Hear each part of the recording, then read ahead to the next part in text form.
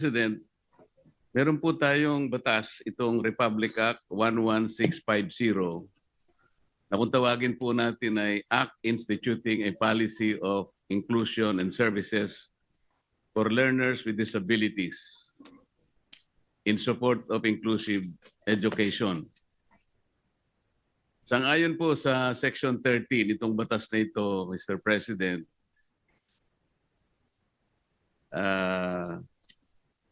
ito po ay naglalaman ng program support budget na kung babasahin po natin ay ganito po ang nakasulat dito. To ensure the institutionalization of services for learners with disabilities, a PSB, meaning to say program support budget for learners shall be included as a line item in the general appropriations of the DepEd. I'd like to find out, Mr. President, dito po sa ating pinag-uusapan o kinukonsider na 2026 budget, particularly on DepEd, meron po bang line item ang PSB, Mr. President? Sang-ayon po sa itinatakda ng batas na ito. I'm gonna look into it, Mr. President. Right now, I'm not aware of that line item in our NEP, Mr. President, but I'm going to look into it, Mr. President. Kasi po, Mr. President, napansin ng representasyon na ito na meron po tayong budget for learning materials for learners with disabilities.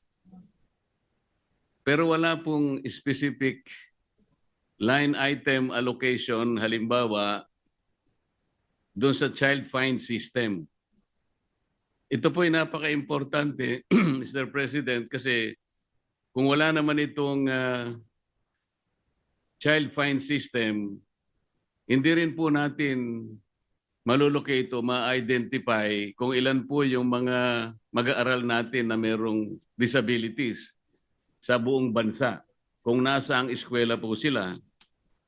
At hindi rin po natin malalaman kung ilan ang mga naka-enroll sa mga eskwelahan. So mahihirapan po tayo kahit na alam natin na napaka-importanting masuportahan po natin lahat. Ngunit kung hindi naman po natin alam kung sino-sino sila at kung nasaan sila, sapagkat wala nga pong line item na nakalagay sa budget, ito naman po itinatadhana ng batas, mahirapan po tayo, Mr. President. This representation tried since last week to inquire from the LBRMO kung talaga pong nakapaglagay ang DepEd ng line item ayon po sa itinatadhana ng batas. Ngunit hanggang ngayon po ay mukhang sila'y nahihirapan din na tingnan mula sa DepEd. Parang wala nga po, Mr. President. Mr. President, meron po. Ito pala, DepEd budget 100 million pesos for 2026 sa NEP, Provision of Learning Resources for Learners with Disabilities. Sa NEP po yun, Mr. President. Kung titignan po ninyo sa HGAB, nawala po yun. Yun po yung hinahanap natin. Ayun, na magic. At ang nakikita po nating malinaw, materialis po for learners for disabilities. Maliwanag po yun. Ngunit kung ang pag-uusapan natin para malocate po natin, nasaan po lahat ang mga mag-aaral po nating may disabilities, wala po tayong magagamit na pantustos dyan sapagkat wala po yung child fine system. Hindi lamang po yun, Mr. President, sana'y nagkakamali po ako, pero wala rin po yung hiring of specialists for diagnosis and assessment of LWDs and the prescription of appropriate intervention. Sana nagkakamali din po ako, Mr. President, na wala din po yung to defray expenses in the delivery of related services stated in Section 4P. Ito nga po yung sa transportation and various developmental, corrective and other support services for student with disabilities. Mr. President, kung wala po ang line item na ito na napaka-importante, kahit na po magsama-sama tayong lahat dito, ipahayag natin ang ating interes na tulungan ang ating mga mag-aaral na may disabilities, ngunit may kakulangan po sapagkat na maring kaligtaan po. Napaka-importante po ng line item na ito, Mr. President, kaya ko lamang po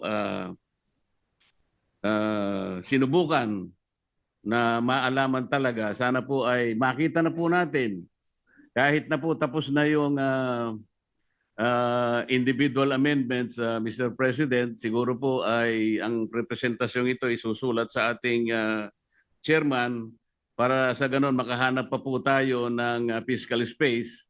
Nakita ko po kasi yung opisina po ng PCO na nagka-doble-doble po yung paglalagay po nila ng gastusin tungkol sa pag-uos natin ng ASEAN.